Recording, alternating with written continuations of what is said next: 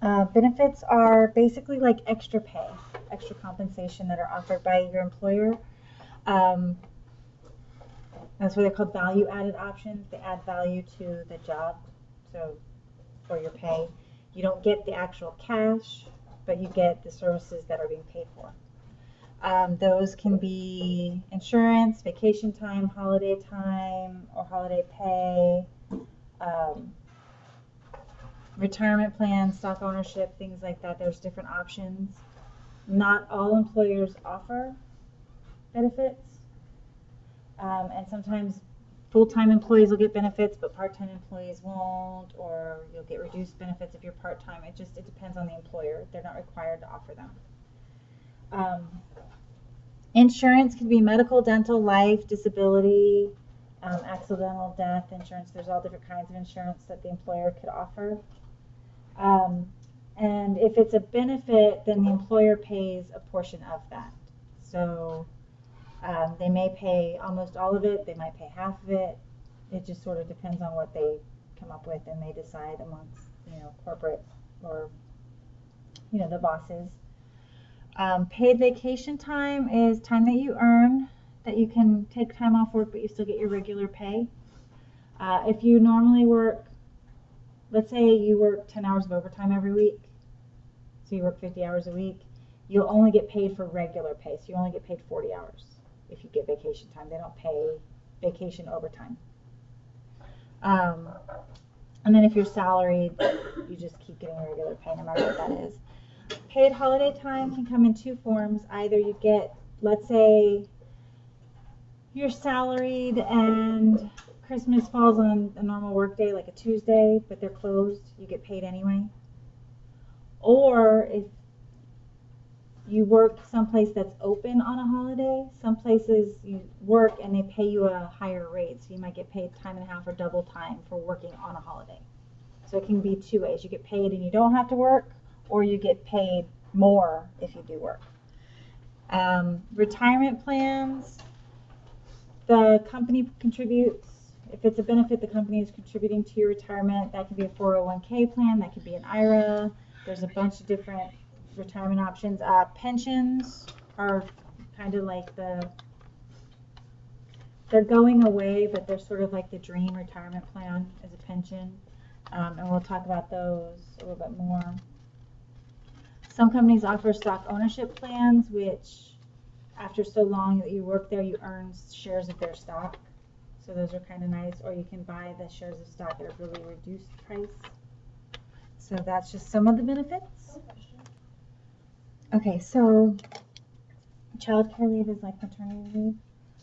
But if it's just straight child care leave, it's not just if you just had a child, but also if your child becomes ill. You can take time off and not lose pay to take care of your child. So child care leave is for any kind of care for a child. No, it's not required. No, child care leave is not required. Now, there is something called the FMLA, it's the Family Medical Leave Act, and that protects you if you have a sick family member. They do have to be a blood relative or a spouse or something. But if you have a sick family member, you're allowed to take time off without being fired from your job to care for them. But again, they don't have to pay you for that time. But they can't fire you because your kid got violently ill and you had to apply for family medical leave and take that time off. Yeah, that falls under the Family Medical Leave Act. You're allowed to take time off up to 12 weeks without risk of losing your job. However, again, no, they don't have to pay you. So hold on a second. Two types of medical insurance that can be offered by employers. They can offer you family health care or individual health care. Individual health care only covers the person that is insured. Like, so the person, you, if it's your job, it would only cover you. Family health care will cover all the members of your family, and of course the prices are different between the two. The more people you add to the insurance policy, the more expensive it is. But again, the company can offer only individual health care if that's what they so choose to do, to where your family can't be covered under your plan. Or your family might be able to be added onto your plan, but the company wouldn't pay any portion of that cost. You'd have to pay all of that out of pocket yourself. A pension. Pension is kind of like the dream retirement plan. Here's how a pension works. Once you put in 20 or more years, depending on the type of pension it is, usually 20 is a minimum though, there's a calculation that occurs that you get a percentage of your salary. So whatever your salary is, and the percent usually is 20-year minimum, and that gives you your minimum percent, and then more years on top of that increases the percent. The longer you work there, the bigger the percent will be. It's usually around 70%-ish, somewhere in that range. And you get 70% of your annual salary every year from the time you retire until you pass away. So you continue to get a monthly salary. It's a reduced monthly salary, but you get a monthly salary every month until you die. No, the company wants to go out of business. Technically speaking, they're supposed to have enough money to do that in what's called a pension fund. And if they are above board and doing everything the way they're supposed to be doing, you should still continue to receive your pension. Now, if they are not doing what they're supposed to be doing, then you could lose your pension at that point. However, most of the people or companies that offer pensions these days are usually governmental. So state, federal, county, city jobs, those are usually the ones that offer pensions now. Schools offer pensions. I'm trying to think of any private companies. I can't think of any off the top of my head that offer pensions, but maybe, yeah. I just don't know enough about the retirement practices of enough different companies to know. But the way it works out, like I said, it's usually a minimum of 20 years that you have to work for that same company and to get that pension. Once you've met that 20 years, they do some sort of a calculation based on their percentages. So like I said, it could be around 70%. Take that 70% of your annual salary, they divide it by 12, and that's how much you get every month until you die. The beauty of that is you're going to get that same exact amount every month until you die. The bad thing about that is they don't adjust for inflation.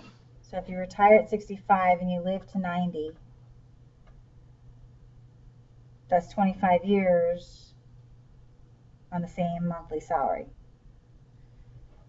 25 years ago, things cost a whole lot less than they do now. So see, it's kind of like, you know, sometimes you get to choose between different types of retirement plans. You can choose between a pension and a 401k, or there's other different plans. So it just sort of depends.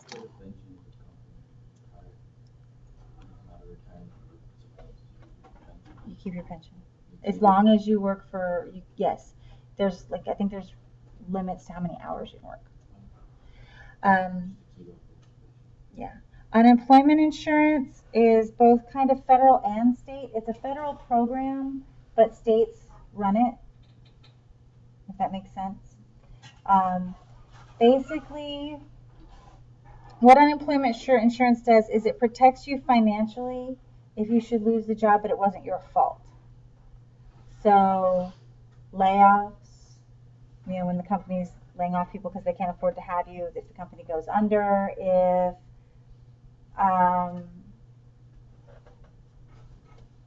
if they're relocating and you can't relocate. So they're saying if you want to keep your job, you have to move to Saskatchewan, and you say, I can't do that. I've got family and this and that, you know, then that would not be your fault. So there are different other things that can cause you to lose your job that are not your fault. So if you meet the requirements that are outlined by the federal law, including like losing your job that's not your fault, you'll get unemployment compensation, and that is a percentage of your earnings over what's called the base period. They take an average of your earnings over a base period, and that base period could be 6 months, it could be a year, it could be 2 years. And they take your average of your earnings over that period of time and then do a percentage of that as your unemployment compensation. So if, but another reason, like, So base period is the amount of time, so that 6 months, 3 months, 2 years, however, whatever the states decide. I know in California it's 2 years. I don't know about Florida. And then workers' comp is insurance that employers are required to have for all of their employees. Every employee has to be covered under workman's comp. And workman's comp protects you should you get injured on the job. Now that doesn't just mean like a job related injury. For example, many years ago I was a vet tech and I got bit by a possum and I got a tendon sheath infection and had to have like IVs and casts and stuff. Tendon sheath on the outside of your tendons, the tendons have a sheath and they got punctured and bacteria got inside there. Anyway, but that was being injured because as a direct result of the nature of my job. I was bit by an animal working as a vet tech. That happens. So you're covered from things like that, but then you're also covered from things like I'm walking through the office and there's a piece of carpet that's loose and I trip and I fall and I break my wrist or something. no, you would sprain your wrist. Sprain my wrist, but that's what it's. Fall wouldn't be long. David. Like, the fall wouldn't be that much of a fall to break your wrist. You would. Okay, so any on-the-job injury, so whether it's work-related or not, if you are injured at work, you are covered.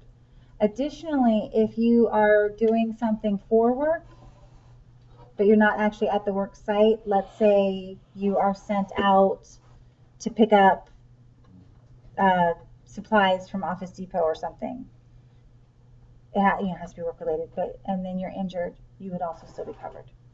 So any work related injury. Questions on that? So we're going to work on some of these. Okay, Marina works at a performing arts center and her employer offers a pension. Okay, they use a formula to calculate the pension. So they receive 1.5% of their average salary for the last 5 years of employment for every year worked. Okay, so it's 1.5 times the number of years you worked. Okay, so it's 1.5% for every year you worked. She's going to retire after 25 years of employment. So we're going to do that 1.5% times 25 years. Did I skip a page? I did skip a page. We'll go back to Marina. Alan works for a printing company. And it's been a little over 4 years since he was hired. He makes $54,080 per year. He was told he had 5 days of paid vacation when he was hired. And for each year he works for the company, he gains another 2 days of paid vacation to a maximum of 20 days. Okay, so he's been there 4 years. And each year he earns 2 days. So how many days has he earned? 8. Yeah, so he's earned 8 days. He started with 5. So now he has 13. Okay. 13 a year? 13 per year, yeah. Okay. He gets 13. He has 13 every year now. Right now he has so this year he could take 13 days of vacation time. And then during the time he's on vacation, he's going to be paid, right? So we can take his annual salary and divide it by the number of days. In a year, sorry. There's 365. 5.2. Huh? 5.25. Okay, we're just going to call it 365 days in a year. You guys have memorized your 365s, right? Okay, that's what I thought. So he's going to make approximately $148.16 per day.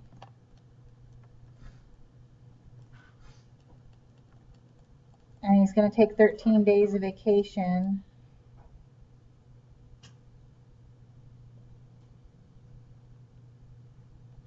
So while he's on vacation and he's still getting paid, he'll have earned $1,926.08. Not bad. No, not bad at all. Yes. Okay. Frida's employer offers family health care. She has to contribute 12% of the cost. Okay. She gets paid on a biweekly basis, and she knows that $88.50 is taken out of each paycheck. So, how much are they contributing for her coverage? So she's paid biweekly, right? So it's going to be. Wait. Are we doing times? Hold on a second. No, biweekly is every other week. Semi-monthly is twice a month. Bi-weekly is every other week. Hold on a second. We're not talking, it doesn't tell me if I'm talking about annual, so we're just going to call it annual just to be. Okay, so we're going to do $88.50 times the 26 paychecks.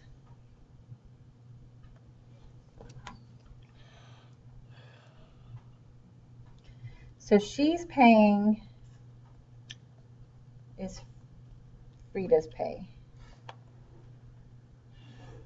So she's paying $2,301 per year. And that $2,301 is 12% of the total cost. So we can take that 12% of the total cost is equal to 2301. Divide both sides by 12%.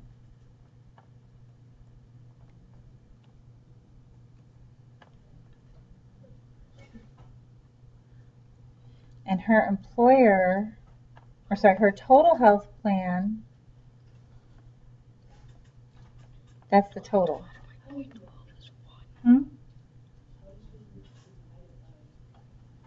Well, she's paying 12% of the total cost. So here's how much she pays, that's 12%. Does that make sense? So the total cost is $19,175. That's the total cost. She pays $2,301. We want to know how much does her employer pay. So the employer pays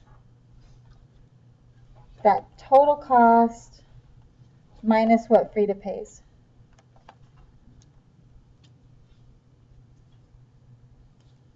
So they're paying $16,874. So you can see why this would be considered kind of like an additional compensation. That's $16,874 that they're paying for you to have insurance. So if that would be kind of like an extra $16,000 in pay if you paid your own insurance. Does that make sense? Not anymore. So we're back to Marina. She gets 1.5% of her salary per every year she worked, and she worked for 25 years. So we're going to take that 1.5% times 25 years. And I'm keeping it as a percent because I'm trying to find out what her percent is. So she's going to get 37.5% of her salary.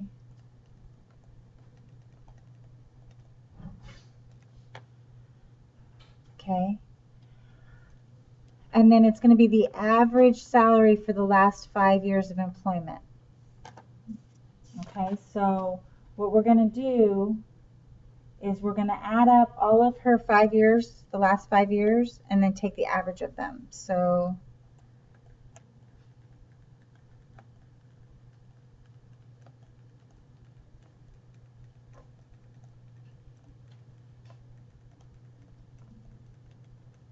okay, I'm going to divide that by 5. And when you do all that, you're going to get 95,420. Okay, so that's her 5-year average salary.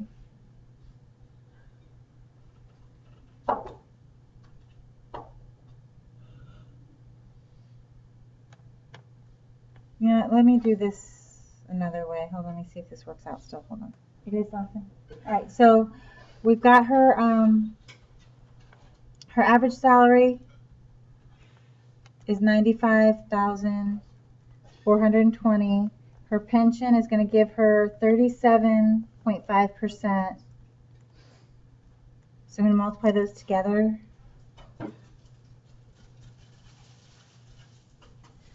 And she's gonna get $35,782.50 per year until she passes away.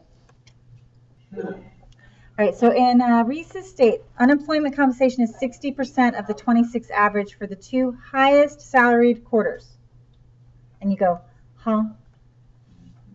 Okay, 26 weeks is half a year, right? And they take the 2 highest quarters. So if you look at a year, the 2 highest quarters. So 3 months. The two highest 13 weeks, or the 2 highest 3 months in that year. So they gave us those prices. A quarter is 3 consecutive months. July, August, and September, here's the total. October, November, December, here's the total. We take and average those.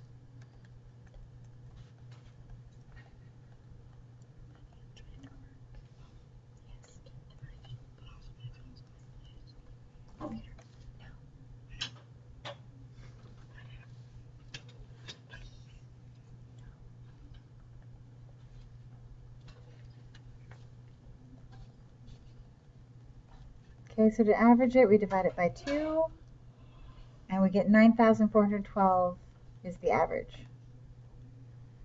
And then he gets 60%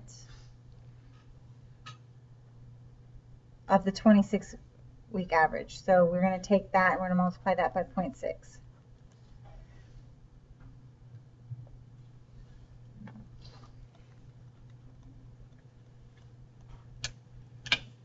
Okay. Actually, you know what? I don't want, well, hold on. Okay, I lied. I'm sorry. I don't mean to lie.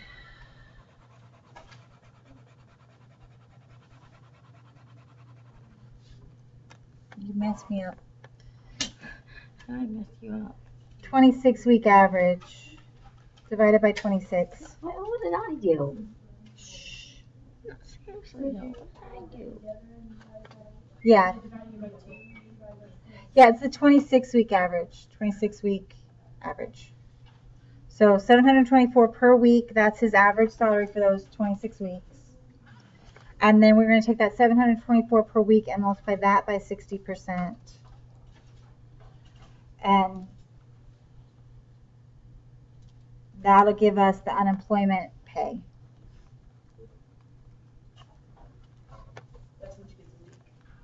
While on unemployment, yes.